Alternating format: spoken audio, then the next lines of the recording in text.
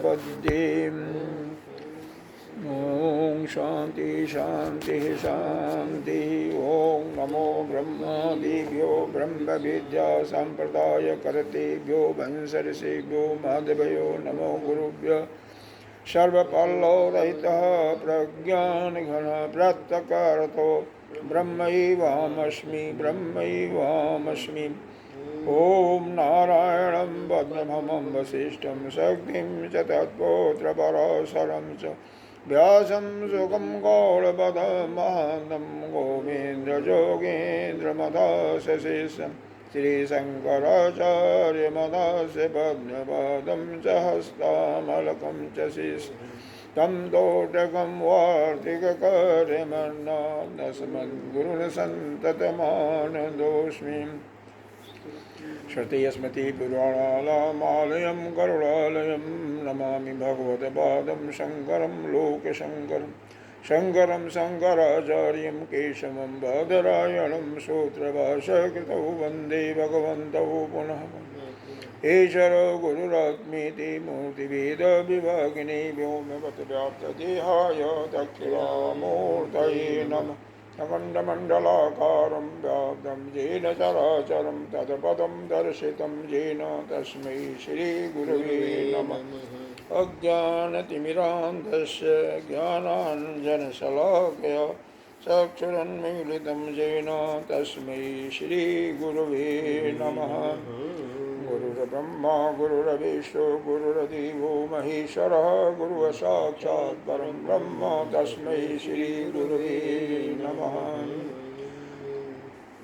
गजाननं भूतगणाधिसेवितं कपिध्वजम्बोफलचारुभक्षणम् उमासुतं शोकविनाशकारकं नमामि विघ्नेश्वरपादपङ्कजम्।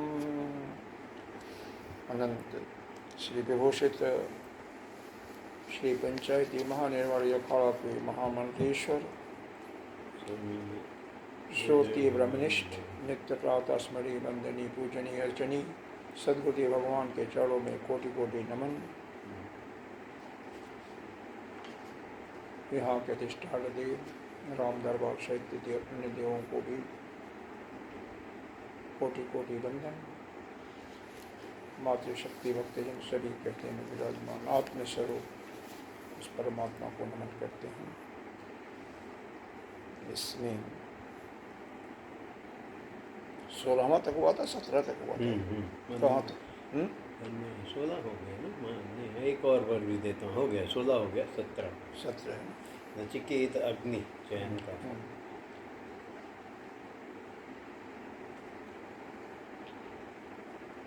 मैं भी बताया था 3 बार। माता पिता आचार्य 16 नहीं हुआ था मेरे पास 16 शायद नहीं हुआ था 16 भी होना 16 नहीं 16 पढ़िए। अच्छा वास्तव में थोड़ा सा कहानी पर एक नज़र डालें इसमें क्योंकि कहानी के माध्यम से यह बहुत ही सुंदर उपनिषद है जिसके आचार्य स्वयं जमराज जी हैं और शिष्य बहुत ही होनहार 8 साल का बालक अत्यंत प्रतिभावान आरुणि का पुत्र क्या नाम है उसका नचिकेता। 3 दिन तक पिताजी की आज्ञा से वह जमलोक जाकर के भूखा प्यासा रहता है। जब जमराज आते हैं तो उसका पद प्रक्षालन आरती पूजा पाठ भोजन दक्षिणा देने के बाद जब संतुष्ट हो जाते हैं तो कहते हैं हे ब्राह्मण हे पुत्र तो हमारे घर पर 3 दिन तक भूखे प्यासे रहे 3 रात्रि सोया इसलिए तुम्हें हर एक रात्रि के लिए एक वरदान मैं देता हूँ। 3 वरदान। हाँ 3 रात्रि थे ना क्योंकि किसी भी गृहस्थ के मकान पर अगर कोई ब्राह्मण और जो कि वो भी तेजस्वी बालक, उसे कोई भी ब्राह्मण आकर के भूखा प्यासा सो जाता है तो उसको एक प्रत्यय नामक दोष लगता है, और उस दोष के फलस्वरूप उसके बहुत कुछ नष्ट हो जाते हैं। आपको बताया गया था अगर ध्यान में होगा तो उसका जो संयोग से फल मिलता है वो भी नष्ट हो जाता है, जो शांति होती है वो भी भंग हो जाती है, और वह जो श्रुति स्मृति दत्त इत्यादि क्रिया करता उसका फल भी नष्ट हो जाता है, उसके पुत्र और पशु इत्यादि भी नष्ट हो जाते हैं। यह आप ध्यान करना चाहिए। तो ये सब नष्ट हो जाते हैं। तो अब उसने जो है जब 3 वरदान इन्होंने कहा मांगने के लिए, तो पहला वरदान पिता की शांति के लिए मांगता है कि हमारे पिता जो है वह जो उनके अंदर क्रोध है वह शांत हो जाए, वह शांतिपूर्वक मेरे अनुपस्थिति में रहें, और जब आप मेरे को आज्ञा देव जाने के लिए, तो जब मैं वहाँ घर पर पहुँचूँ तो मेरे को पिताजी क्या कर लें, पहचान लें, और साथ ही साथ उतना ही प्रेम करें जैसे पहले वो करते थे। इस प्रकार से एक ही में 3 वरदान को मांगा उसने। दूसरा वरदान, यह वरदान जो था एक प्रकार से पितृऋण के लिए था। पहले कल अगर याद होगा तो कल हमने बताया था कि धर्म का ही अगर हम कर्तव्य के रूप में लें तो 3 कर्तव्य होता है। पहला पारिवारिक, दूसरा सामाजिक, और तीसरा जो होता है आध्यात्मिक होता है, जो कि अपने लिए होता है। और उसमें अगर सब कुछ छोड़ करके कोई अपने कल्याण के लिए निकल जाता है, सब कुछ जिम्मेदारियां छोड़ करके, तो उसमें कोई दोष नहीं होता है। लेकिन केवल आत्म कल्याण के लिए जाता है तो नहीं, तो क्रम से ही जाना चाहिए। दूसरा वरदान समाज के हिसाब से या देवलोक के हिसाब से उसने यह मांगा कि वह स्वर्गलोक जहाँ पर न तो कोई बुढ़ापा होता है, न कोई भय होता है, न मृत्यु होती है, न भूख और प्यास लगती है, उस स्वर्गलोक को प्राप्त करने के लिए, क्योंकि आप विद्या संपन्न हैं, विद्या जानते हैं, तो वह विद्या बताइए जिससे कोई भी वहाँ पर जाकर के अमृत तत्व की प्राप्ति कर सके। तो जमराज जी ने उसको बताती हैं, वो विद्या बताती हैं। पहले वरदान को भी तो उन्होंने वो मस्त कहा था, जैसे मांगा तो वैसे दे दिया था। दूसरे वरदान को भी जैसे उसने पूछा उसी प्रकार से बताते हैं कि इतने जग की वेदियाँ बनेंगी, या जमुक जग करना पड़ेगा, इसमें इतने ईंटें लगेंगे, कितने प्रकार के लगेंगे और कैसे उनका उपयोग किया जाएगा। तीनों चीज़, कितनी संख्या पहले और क्वालिटी, पहले संख्या बताया, फिर क्वालिटी किस किस प्रकार की, और फिर इनकी यूजफुलनेस उपयोगिता भी बताया, तीनों प्रकार से कैसे कैसे करना है। और पूरा विधि विधान जब बता दिया तो नचिकेता से पूछते हैं, अच्छा बताइए ब्राह्मण कुमार, आपको जो कुछ याद हो बताइए, कितना याद है इसमें से जो मैंने बताया। तो नचिकेता ने जैसा सुना था वैसा हूबहू बिल्कुल वर्ड बाई वर्ड बता देता है। ऐसा शिष्य पा करके बहुत खुश होते हैं जमराज, कहते हैं बहुत ही प्रतिभावान बालक हो तुम। और जो हमने 3 वरदान दिया था तुम्हें, उसमें से 2 वरदान तो तुमने मांग लिया, वो तो ठीक है। तीसरा वरदान अभी तुम्हारा हमारे ऊपर कर्जा है, लेकिन उसके अतिरिक्त मैं और भी कुछ देना चाहता हूँ। और क्या? हाँ, अब उसके बारे में मंत्र सुनिए। बहुत कुछ। तम ब्रवीत प्रियमाणो महात्मा वरम तविहाद्य ददामि भूयः तवैय नामना भविताम अग्नि शृंखां चेमां मणिकरूपां गृहाण। महात्मा जब प्रसन्न होकर के उनसे कहते हैं, अब मैं तुझे एक और वर भी देता हूँ। वो वर क्या देता हूँ? यह जो विद्या है, यह जो अग्नि रूपा जो विद्या है, साधन है, जिस साधन के फलस्वरूप कोई भी उस स्वर्गलोक की प्राप्ति कर लेगा, जैसा कि तुमने पहले कहा था, तो उस विद्या का नाम तुम्हारे नाम से आज से जाना जाएगा। उस अग्नि का नाम होगा नचिकेता अग्नि। नचिकेता अग्नि। हाँ, नचिकेता अग्नि मतलब वह विद्या जो होगा नचिकेता के नाम से जाएगा। और जो जैसा मैंने बताया था उसी प्रकार से वह सारा क्रमशः, हालांकि यहाँ पर विशेष जानकारी यहाँ पर नहीं है, क्योंकि यह उपनिषद है ना। तो उपनिषद का मूल प्रयोजन होता है कि ब्रह्म तत्व का ज्ञान प्राप्त करा, और यह जो है क्रिया है, कर्म है, तो कर्म का विधान इसमें नहीं अलग भाग में होगा, क्योंकि यह जो है ब्राह्मण भाग से लिया गया है और ब्राह्मण भाग के कठ शाखा से लिया हुआ है, तो इसका आरण्यक में इसका प्रतिपादन किया होगा और वहाँ पर इसका विस्तृत जानकारी होगा। हमने तो देखा नहीं है, वो देख भी इसके विषय में जो कर्मकांडी होते हैं उनको विशेष जानकारियाँ होती हैं। लेकिन जो इस प्रकार से करेगा वो स्वर्ग लोक ही पहुँचेगा मरने के बाद ही, और जहाँ पर न कोई शोक होगा, दुख होगा, न बुढ़ापा होगा, न मृत्यु होगी, न भूख होगी, न प्यास होगी, न कोई किसी से डर होगा। ऐसा प्राप्त करेगा कौन? जो ऐसा करेगा। सबको थोड़ी मिलेगा, जो इस प्रकार से करेगा। अभी कैसे कैसे इसमें तो विस्तृत जानकारी नहीं है, थोड़ी बहुत है, वो बता देता हूँ। विशेष जानकारी तो दूसरे भाग में होगा या कर्मकांडी पंक्ति जाएंगे। तो इसके साथ तुम्हें एक और देता हूँ, एक माला देता हूँ। अच्छा। अपने गले से माला उतार देती है। यह माला जो है अद्वितीय है, ये बोलती भी है। जब कहीं कोई विशेश परिस्थिति होगी तो बोलेगी भी, ऐसे मान रहे जा रहे हो आगे गड्ढा है, ये आगे सिंह खड़ा है तो सतर्क कर देगी।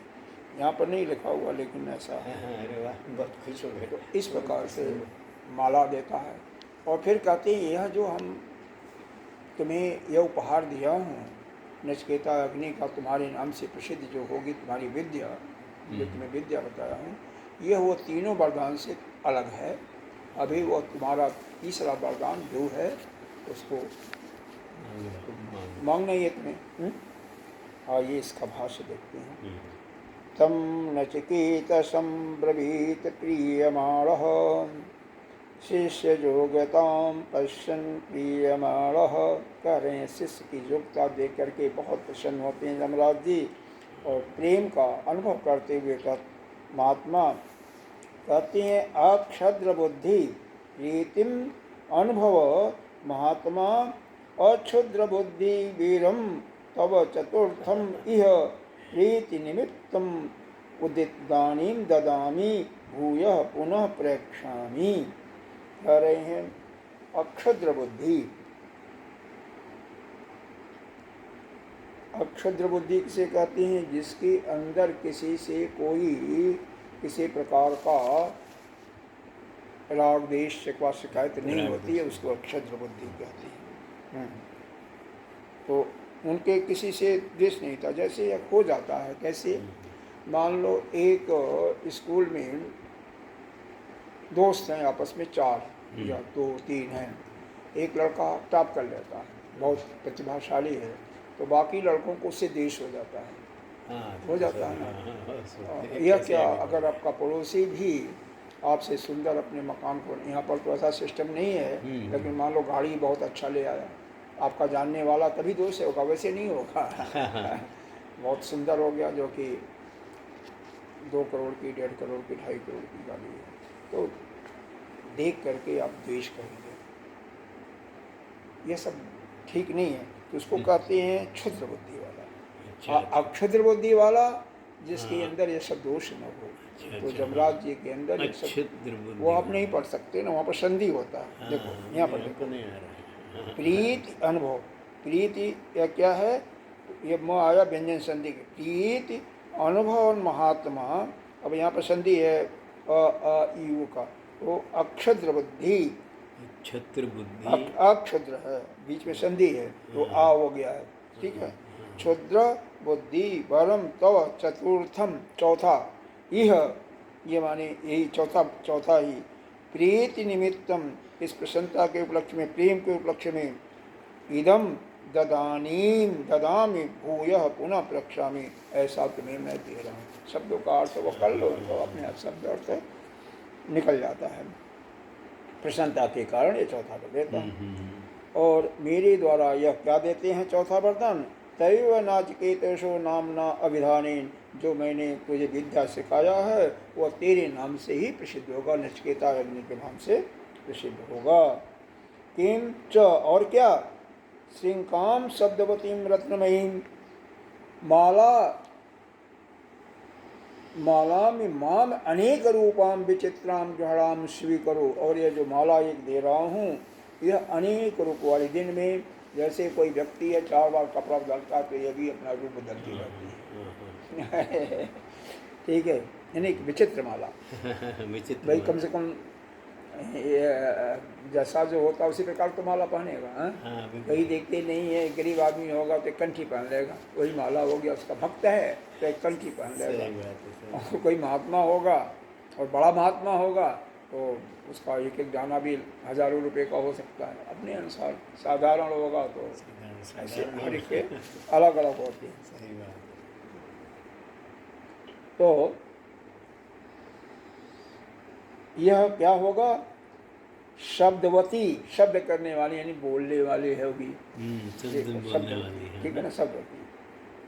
च श्रृंकाम की च श्रृंकाम, तथा तू यह क्या है, शब्दवती होगी, बोलने वाली होगी। रत्नमयी, रत्न की है, रत्नों से युक्त है। और क्या है, मालाम इमाम अनेक रूपाम विचित्राम गृहाण, ये अनेक रूप का परिवर्तन करती रहती है, उसको तुम स्वीकार करो। ज्यादा श्रृंकाम अकुत्साम गति कर्ममयी गृहाण, अथवा अब इसका दूसरा अर्थ बताते हैं श्रृंकाम का, कर्ममयी आनंदता, कर्ममयी, अनिंदता, अनिंदता मतलब इसमें किसी प्रकार का निंदा नहीं हुआ, गति उसको ग्रहण करो। तात्पर्य इसका क्या है, इसके सिवा यह अनेक फल का कारण होती है, और तू मुझसे कर्म विज्ञान को और भी स्वीकार को, और भी मैं कर्म विज्ञान तेरे को बताता हूँ, उसको भी स्वीकार करो। जैसे एक फल कैसे, जैसे जामुन में कितने होते हैं फल, 2 मान लो, जामुन खा सकते हो और भी कुछ कर सकते हो नहीं। जामुन के मान लो लकड़ी हो जाएगी, और महुआ को वहीं पर लेंगे तो महुआ का जो फूल होता है वो तो बीनते हैं, वो होता है, आपने देखा होगा तो भी मालूम होगा, ऊपर रहता है। हाँ, लेकिन सूख जाता है तो अंदर रहता है, उसमें फल लगता है। फल का जो ऊपर जो गुद्दा होता है ना, काट करके उसकी सब्जी बनाते हैं, बढ़िया सब्जी बनती है। महुआ के पत्तों का भी उसका दवा इत्यादि में कई प्रकार के उसके मतलब वो यूज में आता है। तो एक ही वृक्ष कई बार और कई चीज़ों में उपयोगी में आती है। जितनी वनस्पतियाँ हैं, जो औषधियाँ हैं, उनको देखो कई चीज़ों में यूज आती हैं। उनका जड़ भी यूज में आता है, उनका तुलसी जी को लो, यह पत्ता ही यूज में आता है भगवान के अर्पण के लिए। मंजरी को शिव जी में अर्पण कर सकते हो। इसका जो बीज है बहुत ही पुष्टिकारक है, वीर वर्धक है, और इसका तना भी और वो भी पत्ते भी, अगर जिसको बुखार इत्यादि है तो उसमें भी लाभप्रद है, तो बहुत ये लाभप्रद होता है। तो इसी को कहते हैं यह कई प्रकार के फल देने वाली है। फिर कर्म की स्तुति करते हैं अगले मंत्र से, उसमें सुने।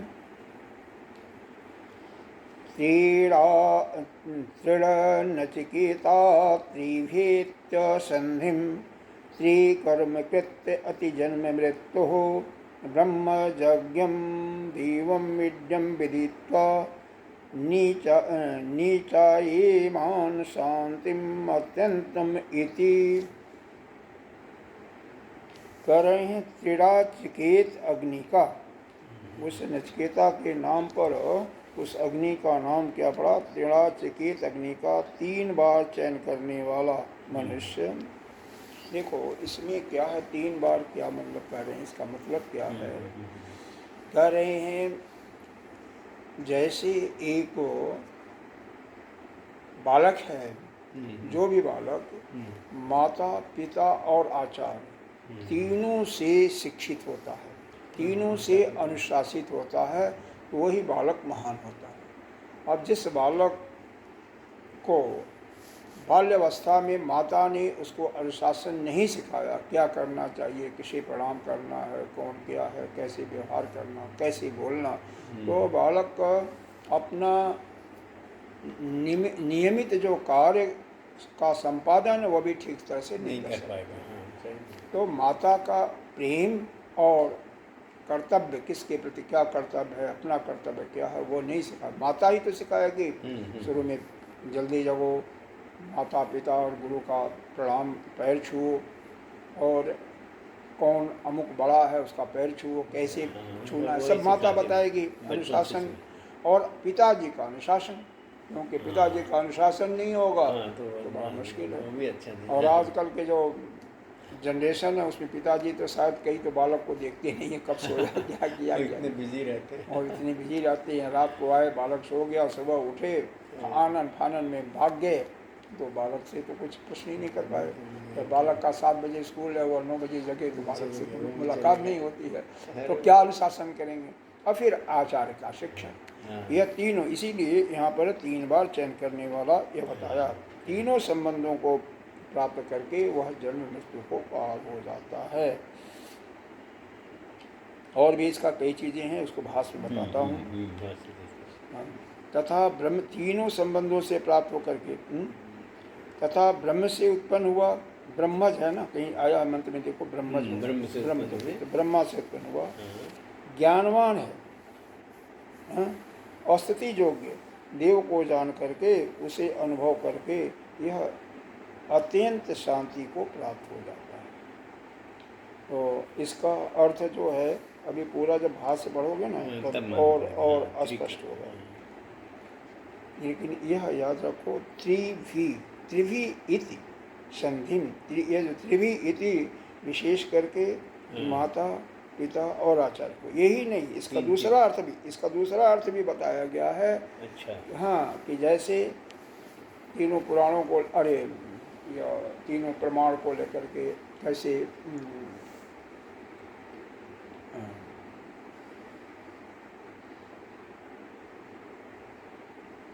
जैसे कहते हैं ना, श्रुति स्मृति और शिष्ट लोगों का जो आचार्य का, तो तीनों का जिसके पास ज्ञान हो, श्रुति ने किसी विषय पर क्या कहा, स्मृति में कहा गया, और आचार्य ने क्या सिखाया। दूसरे रूप में इसको वैसे बताया गया था हम लोगों को, श्रुति का ज्ञान और जो आचार्य ने समझाया, जो कुल परंपरा के अनुसार उनका ज्ञान और आपका अनुभव, तीनों एक हो जाए तो पक्का होता है।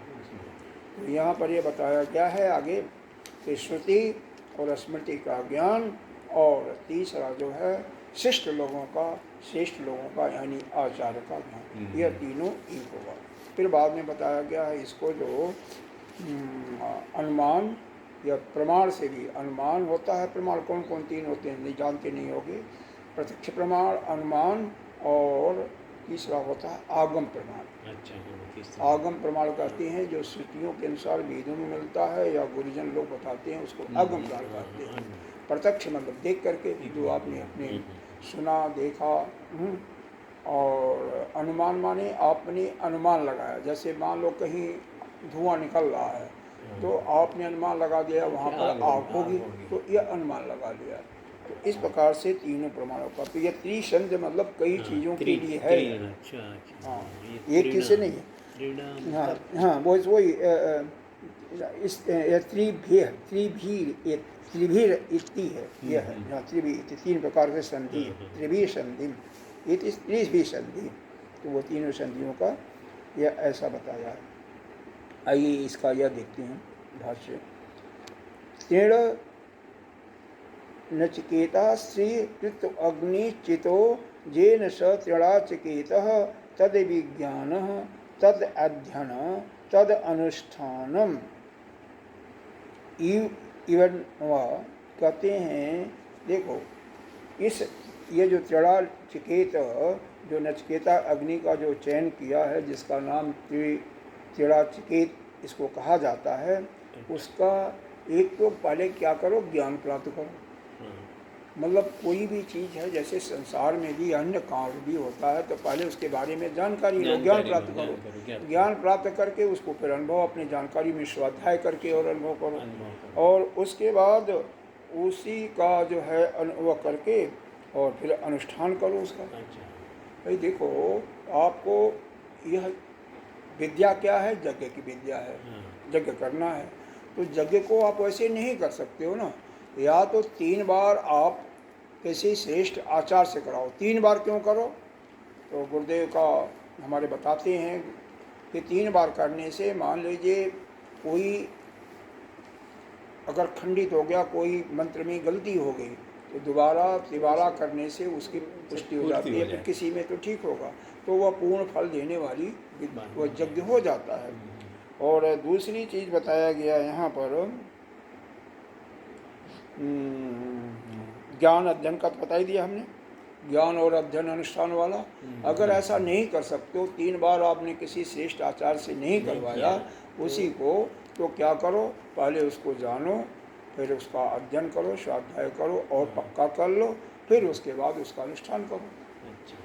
तो या तो तुम 3 बार किसी आचार्य से करवाओ, आचार्य के उपस्थिति में उस यज्ञ को करो, या पहले उसके विषय में जानकारी प्राप्त करो, उसका स्वाध्याय करो, अध्ययन करो, और फिर उसके बाद उसका अनुष्ठान करो।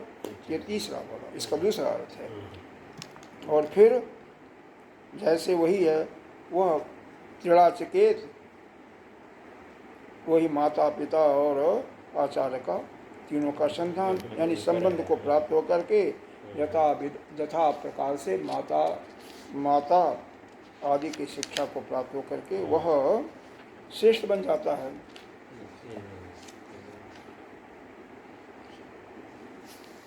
मातृन मान पितृमान आचारवन बृहदारण्यक उपनिषद में बताया है कि शिक्षा ही धर्म ज्ञान के प्राप्त हेतु में मानी गई है। जैसे माता पिता आचार्य से शिक्षित पुरुष कहा जाता है, ऐसा श्रुति से जाना जाता है। कई बार होता है विद्वानों की स्वभाव हो, तो उसमें सीधा कोई विद्वान होता है तो बोल देता है, उसको अनुभव हो जाता है कि शिक्षित नहीं है प्रायः ठीक से, तो कहता है सीधे कि अगर तुम अपने तीनों माता पिता और आचार्य से पूर्ण रूप से शिक्षित हो तो इस विषय पर बोल सकते हो। तर्क इसमें अलाउड नहीं है, तर्क के बल पर कुछ नहीं कहना है। अगर तुम शिक्षित हो, यानी माता ने तुम्हें ठीक रूप से शिक्षा दिया है, पिता का अनुशासन में तुमने शिक्षा लिया, और आचार्य के द्वारा उनके जा कर के जो 12 वर्ष तक वेद का अध्ययन होता है वो किया है, तो फिर तुम बोलो, परफेक्ट बोलो। तो अगर ऐसा कोई नहीं है तो नहीं है। तो बड़ा इसमें भी ऐसा वो नहीं है, इतना आसान सही। तो अच्छा, तो यह हुआ यहाँ पर 3 चीज़ें का क्या हो गया। वह जो विद्या है नचिकेता विद्या, जो स्वर्गलोक को प्राप्त करने वाली, इसके 3 प्रकार से इन्होंने बताया। कैसे, एक तो पहला, या तो श्रेष्ठ पंडितों को बुला करके पंडित के माध्यम से 3 बार उस यज्ञ को करो, या ऐसा नहीं करते हो तो दूसरा अर्थ बताया कि आप क्या करो, उस विद्या के बारे में अच्छी तरह से ज्ञान अर्जन करो, और ज्ञान अर्जन के बाद पुनः स्वाध्याय करो जिससे कोई गलती त्रुटि न हो, और स्वाध्याय करने के बाद फिर अनुष्ठान करो। ठीक है, तो दोनों में से कोई भी करो। फिर ये भी बताया ना कि माता पिता, और तीसरा बताया गुरु से आचार्य से यह संबंध को प्राप्त करके यह इसको जानना चाहिए। मतलब वही जान सकता है जो माता पिता और गुरु से, मतलब आचार्य से शिक्षित तीनों से। शिक्षा भी। अब आगे बताया जा रहा है, हम्म। वेद स्मृति शिष्टैव प्रत्यक्ष अनुभव आगम वा तेभ्यो ही विशुद्धि प्रत्यक्ष त्रिकर्म कृत कृतज अध्ययन दानानां कर्ता तरति उत्क्रामति जन्म मृत्यु उत्क्रमति। कह रहे हैं कि वेद स्मृति और शिष्ट पुरुषों से, वेद, वेद का मतलब वही श्रुति, वेद में क्या लिखा हुआ है श्रुति कहते हैं, श्रुति को ही वेद कहती हैं। स्मृति जैसे आजकल मनु स्मृति चल रही है, तो उसी चीज़ के विषय में स्मृति में क्या लिखा हुआ है।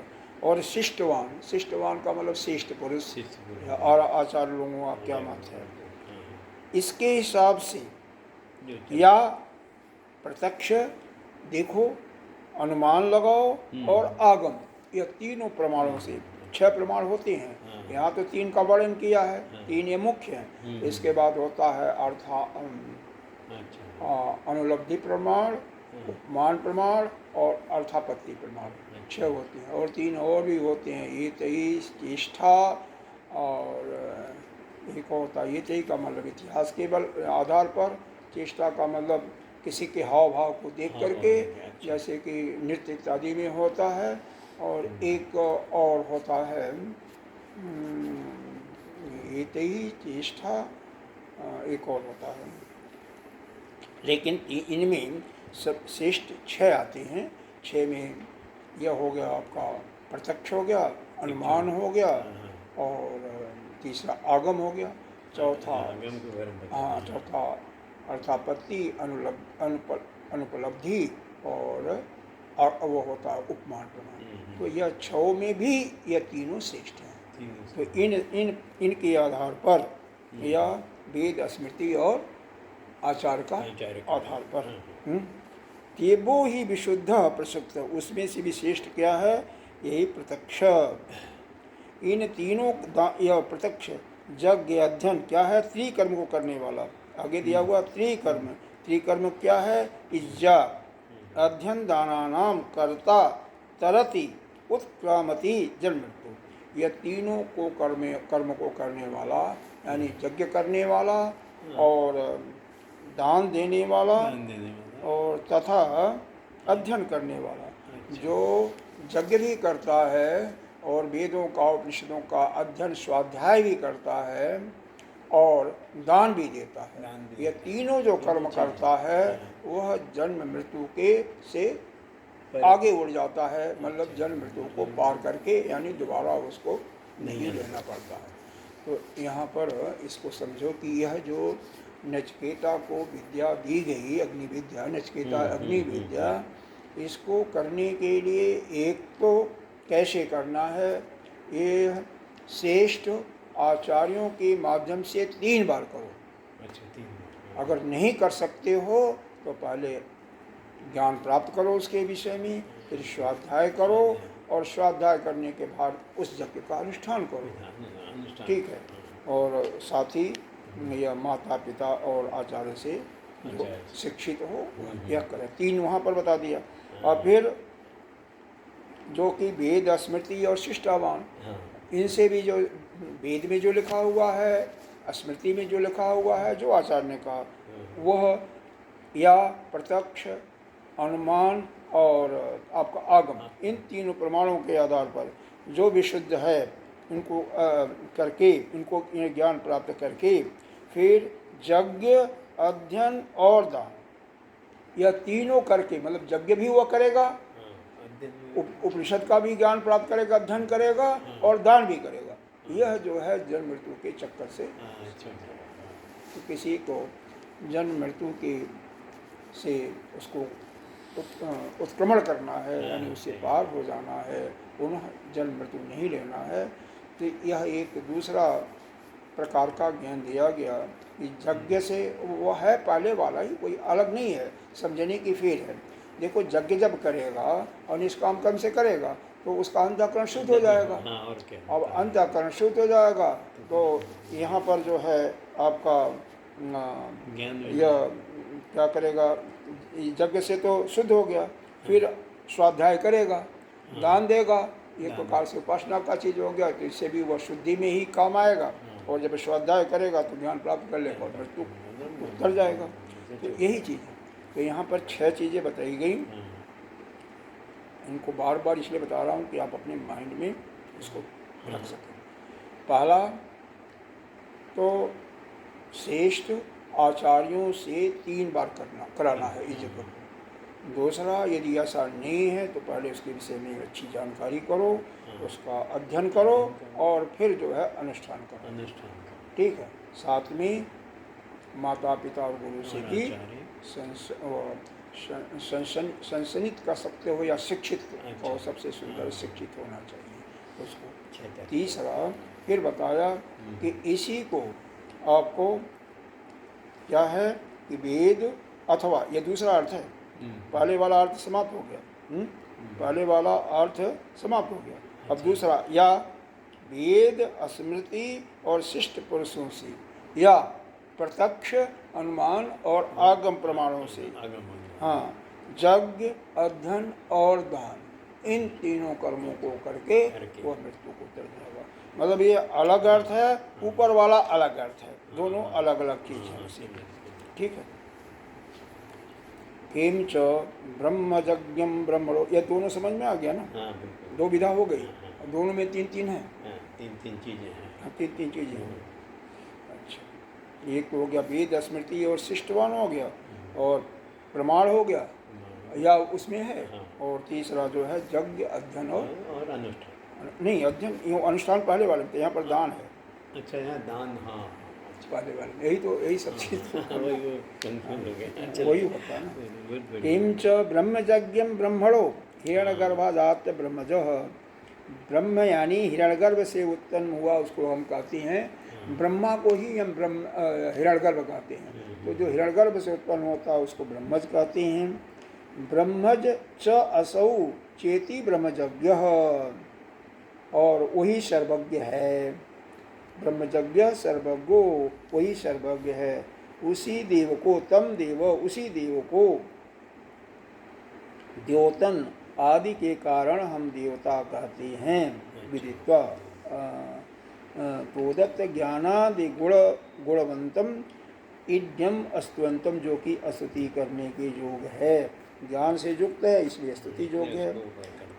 और स्तुत्यम विदित्वा शास्त्र को, और शास्त्र से उसको जान करके, निचाच अर्थात आत्मभाव से, निचाच दृष्टा मतलब आत्मभाव से, च आत्मभावी नाम स्वबुद्धि प्रतीक्षा शांति, ऐसा दे करके प्रत्यक्ष बुद्धि वाला आत्यंतिक शांति को प्राप्त हो जाता है।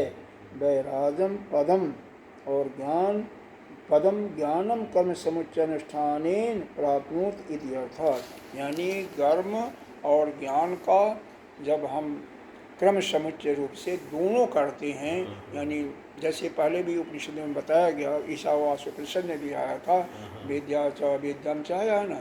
तो दोनों को साथ साथ नहीं करके बल्कि क्रम समुच्चय से पहले आप कर्म करो और कर्म के पार ज्ञान करो, ज्ञान को सुन करके और फिर तुम मुक्त हो जाओगे। तो उसी प्रकार से यहाँ पर पहले यज्ञ है, बाद में अपना अध्ययन स्वाध्याय मतलब ज्ञान है। तो कर्म और दान को साथ में ले सकते हो। और फिर है इनको दोनों को, कर्म है और ज्ञान का दोनों का क्रम समुच्चय है, और दोनों करके मुक्त हो सकता है। ऊपर वाले में भी वही 2 चीज़ें हैं, पहले वाले में भी 2 ही चीज़ें हैं। कैसे? नचिकेता अग्नि, अग्नि को विद्या से ही वहाँ पर पूर्ण हो रहा है, विद्या से, केवल विद्या से। और यहाँ पर जो है कर्म यज्ञ से वो मतलब श्रेष्ठ, ये बताया। तो ये ब्रह्मयज्ञम, ब्रह्मज का मतलब कहीं किसी के अंत में ज लिखा हो, उसका मतलब उस अमुक चीज से उत्पन्न हुआ। ब्रह्मज है तो ब्रह्मा से उत्पन्न हुआ। पंकज है तो पंक माने कीचड़ होता है, जल होता है, तो जल से उत्पन्न हुआ, कमल ही होगा। नीरज है तो नीर से उत्पन्न हुआ, नीरज ज उत्पन्न हुआ। नीर कहते हैं पानी को, पानी से उत्पन्न हुआ वही कमल है। तो इस प्रकार से जिसके अंत में ज आता है उसका मतलब उत्पत्ति होती है, और जो उसके पहले विशेषण लगा होता है उसी से वो उत्पन्न होता है। ठीक है। तो इस प्रकार से आदि को पर यह कैसे स्तुति कैसे करना है जैसे कोई भी हम यज्ञ करते हैं ना, जैसे शिव जी की मान लो आपने हुआ किया रुद्राभिषेक किया तो बाद में स्तुति करते हैं। क्या स्तुति करते हैं? वो है ना वो जो रामायण में दिया, याद नहीं आ रहा मेरे को इससे।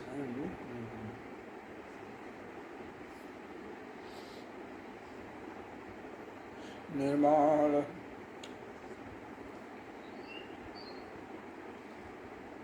जो पुस्तक है ना ऊपर वाली बड़ी वाली लिया ना, छोटी बीच में पतली सी पुस्तक है, पतली वाली बड़ी वाली पतली वाली। देखो यहाँ पर ये दिया हुआ है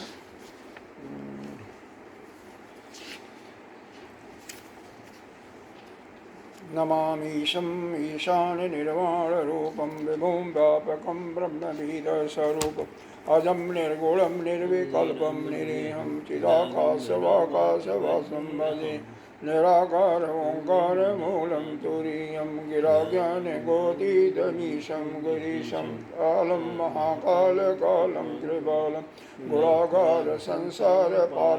इस प्रकार से मतलब पूजा के बाद स्तुति करना चाहिए। यज्ञ करो या वो करो तो उस देवता की स्तुति भी करनी चाहिए। स्तुति करने के बाद यहाँ पर यह देखना विशेष महत्व यह होता है कि यह भाव करना चाहिए कि हमारी जो आत्मा है और जिसकी हम जो यह विग्रह है जिसका भी है उसकी जो आत्मा है, हम दोनों एक हैं। शिव जी की है तो शिव जी की जो आत्मा है हमारी आत्मा एक है। राम जी की है तो राम जी की जो आत्मा हमारी आत्मा दोनों एक है और वही ब्रह्म है। ऐसा भाव करके आत्म भाव करके जो करता है वही शांति को प्राप्त हो जाता है, कोई जन्मों के चक्कर से। समझ में आया? इदानीम अग्नि विज्ञान चयन फलम उपसंहरति प्रक्रम च। अब अग्नि विज्ञान और उसके चयन के फल का तथा इसका उपसंहार करते हैं। ये जो विद्या पहले दी गई अब उसके उपसंहार का यह अंतिम प्रकरण है 18वें मंत्र में, इसका उपसंहार करते हैं। चिड़ाचिकेत त्रयमित्र विदित्वा जैवं विद्वान चनुते नाचिकेतं समृत्योपाशान् परतः प्रणोदे शोकादिगो मोदते स्वर्गलोके। कहते हैं यह जो चिड़ाचिकेत विद्वान अग्नि के इस तरह को मतलब कितने ईंट लगेंगे, ईंट का मतलब एक प्रकार से यह उदाहरण दिया हुआ है, मतलब जितनी भी सामग्रियाँ लगेंगी सभी सामग्रियों का मतलब कितनी सामग्रियाँ लगेंगी, कितने प्रकार की लगेंगी और संख्या हो गया, क्वालिटी हो गया और उसका यूजफुलनेस उनका मतलब उपयोग कैसे करना है उस काल में। जैसे मान लो चावल ही लगेगा तो चावल कितने प्रकार का लगता है, काला भी होता है, लाल भी होता है, पीला भी होता है, सफ़ेद होता है, जैसे वो बेदी वगैरह बनाते हैं तो उसमें कितने प्रकार का हो गया, क्वालिटी हो गई, कौन कौन से तरह के, फिर कितना कितना लगेगा, कितना लाल होगा, कितना काला होगा, कितना, और फिर उसका कहाँ कहाँ उपयोग करना, कहाँ कहाँ कैसे रखना है। तो इस प्रकार से यह है। तो चिड़ाचिकेत विद्वान, हालांकि ये सब कर्मकांडियों पंडितों का है। और किस प्रकार से अग्नि चयन किया जा, इसको जान करके जो इस नचिकेता अग्नि का चयन करता है वह देह मतलब शरीर के छूटने के पहले ही वह जन्म मृत्यु के चक्कर से और शोक से पार हो जाता है। देखो अब यहाँ पर यह जो यहाँ पर तो 60 रूप में कह दिया, लेकिन यह केवल एक तो वेदी का काम हुआ ना, वेदी का काम हुआ कि कौन कौन सामग्री लगेगी, कितनी लगेगी, किस प्रकार की लगेगी और कैसे उनका उपयोग करना है। लेकिन उसके पहले जो बताया गया था कैसे करना है उस पर ध्यान देना है। श्रेष्ठ जो विद्वान आचार्यों के माध्यम से 3 बार करना है, वो उसको नहीं बोलना, एक बार करने से कुछ नहीं होता है। इसी प्रकार से कहीं जब अच्छा भागवत तो कोई करवाता है किसी सकाम कर्म के रूप में, तो 5 पंडितों से केवल उसको पढ़वाता है, क्योंकि 5 पढ़ेंगे तो कोई अगर किसी श्लोक पढ़ने में गलती कर देगा, त्रुटि हो गई, दूसरा नहीं करेगा, तीसरा ठीक है। हाँ, इस प्रकार से होता है। मतलब पूरा शुद्ध हो जाएगा। हाँ, शुद्ध हो जाएगा। और इसी प्रकार से यहाँ पर 3 बार करने का अभियान किया। और वो भी नहीं कि और नहीं कर सकते हो मान लो किसी कारण से, तो पहले उसको बारे में पूरी जानकारी प्राप्त करो, और जानकारी प्राप्त करके उसका अध्ययन करो, और अध्ययन करने के बाद फिर उसको अनुष्ठान करो, फिर ठीक हो जाएगा।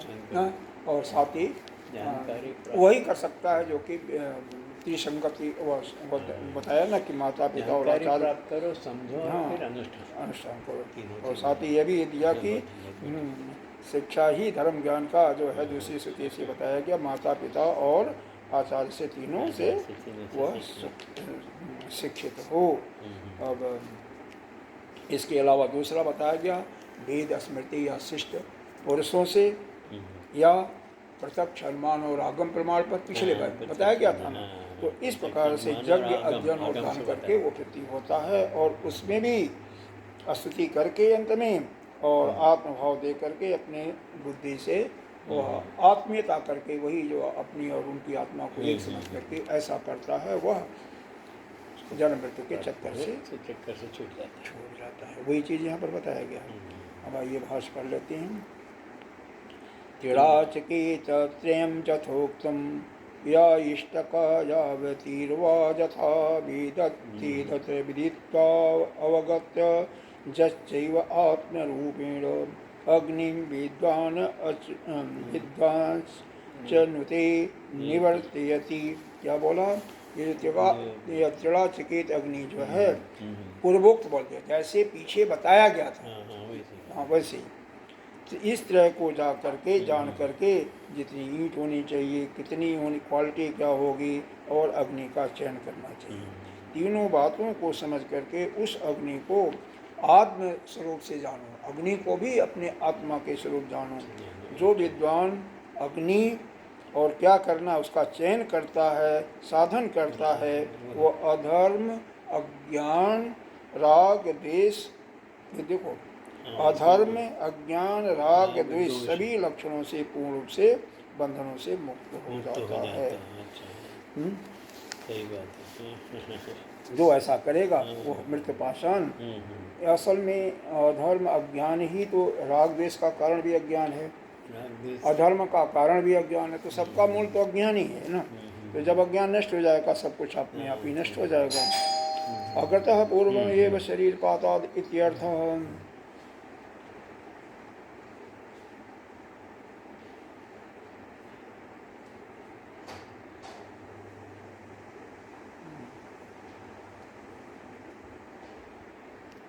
तो यह बताया कि यह शरीर के मरने के पहले ही यह सब कुछ हो जाता है। देहापात से पूर्व ही वह शरीर को त्यागने के पहले ही वह शोक से पार हो जाता है। अर्थात मानसिक दुख वर्जितम, मानसिक दुखों से मुक्त हुआ। इत्येदम मोचते, और स्वर्ग लोके वैराजे, और वैराज में वह विरागात्मा स्वरूप प्राप्त होने से वह आनंद की प्राप्ति उसको हो जाती है। यहाँ भी ये प्रकार से आप यही लेना चाहिए कि यह जो प्राप्ति है यह वास्तव में अपेक्षित है, अपेक्षित है, तुलनात्मक है। तुलनात्मक उसको सुख मिलता है, आनंद की प्राप्त होता है। तुलनात्मक है, जो ये नहीं करता है उसकी अपेक्षा यह तुलनात्मक उसको आनंद हो रहा है। बाकी वह ज्ञान तो यहाँ पर नहीं होगा। अब अगले मंत्र में क्या कहते हैं? एवा ते अग्नि नचिकेतः स्वर्ग्यो जम वृणीथा द्वितीयेन वरेण एतम अग्निं तैव प्रवक्षन्ते जनास तृतीयं वरं नचिकेतो वृष। एषः नचिकेतः, हे नचिकेता, ते अग्नि, तूने द्वितीय वर से स्वर्ग, स्वर्ग वर्ण से जिससे वर्ण किया था वह स्वर्ग का साधनभूत अग्नि, स्वर्ग के लिए ही साधनभूत अग्नि का तुमने वरदान मांगा था, वह तुमको मैंने बता दिया। और इस अग्नि को तेरे ही नाम पर लोग नचकेता अग्नि कहेंगे। हे नचकेता, तू तीसरा वर और मांग लो। तीसरा अगर तीसरा वर नहीं मांगेगा तो मेरे ऊपर कर्जा हो जाएगा, क्योंकि मैं यह जो बीच में तेरे को माला पहनाया या यह क्या दिया था, नचकेता नाम से अग्नि नाम प्रसिद्ध से होगी, हाँ, तो यह तो हमने यज्ञ होगा। एडिशनल में दिया, तेरे से खुश होकर के, तेरे से हाँ, प्रसन्न प्रसन्न होकर के। होकर के, हाँ। लेकिन शुरू में मैंने तेरे को 3 वरदान देने के लिए कहा था, 2 वरदान तुमने मान लिया, मैंने दे दिया। हाँ। एक तो माता पिता के शांत, माता के और पिताजी की शांति का, पिताजी का क्रोध वगैरह सब शांत हो जाएगा, तुम जाएगा तो भी पहचान लेंगे, सब ठीक ठाक हो जाएगा। दूसरा भी दे दिया, स्वर्ग लोक को प्राप्त करने वाली, जैसा कि वो स्वर्गलोक जो कि शास्त्र में बताया गया है, उस जो वहाँ पर शास्त्र में वर्णित है, उस स्वर्गलोक को प्राप्त करने की विद्या, यज्ञ की विद्या, विधि सब कुछ बता दिया। और अब तीसरा वरदान तो मांगो, क्योंकि अगर तू नहीं बताएगा तो मेरे ऊपर कर्जा रहेगा और मेरा नुकसान होगा। कर्जा होकर के नहीं करना चाहिए। ये भाष्य इसका थोड़ा छोटा सा पढ़ लेते हैं। एष ते तुम अग्निवरो हे नचकेत स्वर्गम स्वर्ग साधनो जम अग्नि वरम वरीथा प्रार्थिवानास द्वितीयेन वरेण सो अग्नि वरो दत्त इत्युक्तोपसंहार। हे नचकेता, अपने दूसरे वर से जिस स्वर की प्राप्ति के लिए जिस अग्नि का, जिस साधन का तुमने वर्ण किया था, द्वितीय वर से मैंने उसको बता दिया तुझे को, वह अग्नि विज्ञान रूप वर मैंने तुझे दे दिया। इस प्रकार अब इस अग्नि विज्ञान का उपसंहार किया गया। यही नहीं, लोग इस अग्नि को तेरे नाम से पुकारेंगे। तदेव नामना प्रोक्षन्ति जनासो जनायते। सभी लोग, जना मतलब सभी लोग, तवई नामना, तुम्हारे नाम से इसको बुलाएंगे। ऐसा बरो दत्वा मया चतुर्थ तुष्टेन, और तुमसे तुष्ट होकर के, मतलब प्रसन्न होकर के चौथा वर भी दिया। अब तृतीयम वरम नाचिकेतो गणेश्वर, अब हे नचकेता तुम तीसरे वर को बोलो, तीसरा वर क्या लेना है। तस्मिन उदात्त ऋण वान हम इति अप्राय, क्योंकि जब तक तीसरा वरदान नहीं देता हूँ तब तक मैं तुम्हारा ऋणी रहूँगा, इसका अभिप्राय यह है। अब आगे इसकी संगति है वो कल देखेंगे, यहीं पर इसको हम समाप्त करते हैं। समझ में आ गया ना? इसमें तो वही वो जो बताया गया वो तीसरा बोल रहे हैं, 2 हो गया। अब तीसरा वरदान तो मांगेगा ना, अब तीसरा फिर मांगेगा, और वही ऋणी रहूँगा। हाँ, उसमें भी बहुत कुछ है। तो ऋणी रहूँगा। ओम पूर्णमदः पूर्णमिदं पूर्णात् पूर्णस्य मुच्यते पूर्णस्य पूर्णमादाय पूर्णमेवावशिष्यते। ओम शांति शांति।